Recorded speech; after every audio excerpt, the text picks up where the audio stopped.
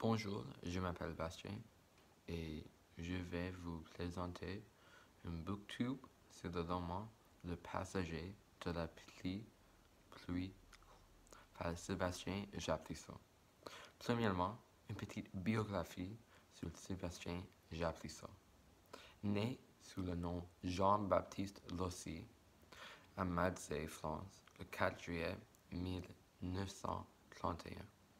Quelque chose d'intéressant est que Sébastien Jacques Lossy est un anagramme de Jean-Baptiste Lossy. Ça veut dire que si tu mélanges toutes les lettres dans Jean-Baptiste Lossy, tu vas faire le nom Sébastien Jacques Lossy.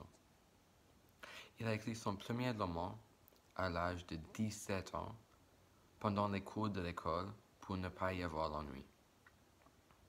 Après ça, pour gagner d'argent, il a traduit des livres de anglais en français, notamment La Trappe-Cœur de J.D. Salinger.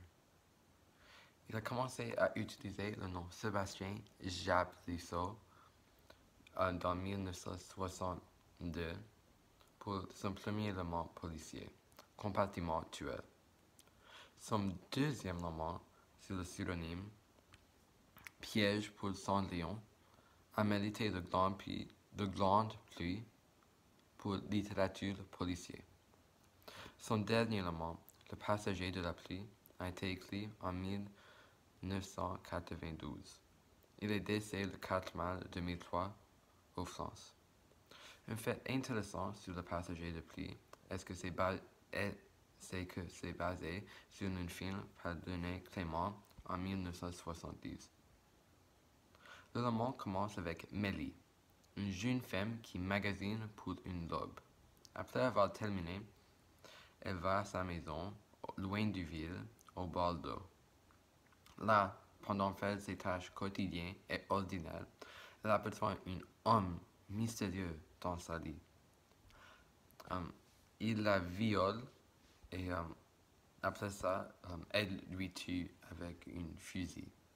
Le jour après, elle cherche pour son mari Tony, un navigateur d'aviation, et quand elle revient à la maison, un Américain par le nom de Harry Dobbs arrive. Dobbs demande beaucoup de questions et n'est pas vraiment gentil. Mélie se sent confus et craintif avec Dobbs, une investigation policière et le fait qu'il semble que Tony est peut-être lié à tout ça. L'identité de l'homme mystérieux, l'objectif de Dobbs et le rôle de Tony sont des questions que Mélie et le lecteur vont vouloir savoir. Intrigué? Personnellement, pas vraiment. Le roman est difficile à lire et je le suggère seulement à quelqu'un qui veut prendre une sieste. Sur 5, je la donne 2, maximum 2.5. Cela est car les personnages comme Mélie et Dobbs sont un peu difficiles de connecter avec. Ça c'est pour Mélie qui est appelée par les autres personnes dans le village Mélancolie. Mélie n'est pas vraiment gentille avec tout le monde et elle acte pas comme je l'ai acté à sa place, alors c'est un peu difficile de connecter avec elle. Et ça c'est, je pense, vraiment important car elle est le personnage principal. Aussi, Dobbs n'est pas vraiment gentil, il est comme quelquefois méchant et même brutal avec Mélie quand il la questionne. Et le fait que le lecteur ne sache pas pourquoi Dobbs demande des questions ça me rend un peu confus et j'ai pas vraiment pu prendre ça sérieusement qu'un Américain juste vient 2 jours après qu'elle est violée et qu'elle tue la personne qui l'a violée et c'est presque tout ce qui a passé. C'est pas vraiment...